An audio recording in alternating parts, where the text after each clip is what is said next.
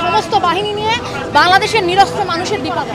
আপনারা কিভাবে পারেন? প্রথম দিন 7টা লাশ পড়ার পরের দিন কি করে আরো গুলি চলে? এটা তো আমাদের ঊর্ধ্বতন কর্তৃপক্ষের হাতে ছিল, তারা চাইলে বলতে পারতো যে না, গুলি করা যাবে না। আপনারা কিভাবে পারেন? প্রথম দিন 7টা লাশ পড়ার পরের দিন কি করে আরো গুলি চলে?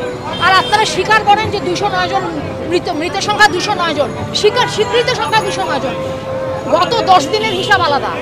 গত 10 দিনেরটা হচ্ছে হত্যাকাণ্ড, আরেকটা হচ্ছে এরা সমস্ত বাহিনী নিয়ে বাংলাদেশের নিরস্ত্র মানুষের বিপক্ষে নেমে গেছে।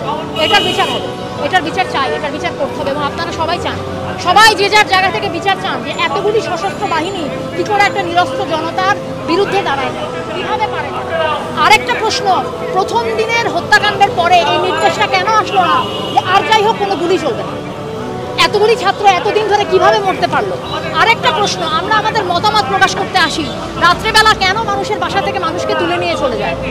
আমরা সকালবেলা দিনের বেলা এসে সাহস ভরে কথা বলি, সারা রাত আমরা ভয়ে ভয়ে থাকি। আপনারা যখন শস্ত্র নিয়ে আমাদেরকে তুলে নিয়ে যাবেন, আমরা কিচ্ছু করতে পারবো না, আমরা কিচ্ছু করতে পারবো না। আপনাদের সশস্ত্র বাহিনীর বিরুদ্ধে আমাদের কোনো শক্তি নেই, আপনারা আমাদেরকে তুলে নিয়ে যাবেন, কিচ্ছু করতে পারবো না। কিন্তু আমাদেরকে তুলে নিয়ে গিয়ে আমাদের স্বাধীনতার বোধ, আমাদের কথা, এগুলো আপনারা থামাতে পারবেন না।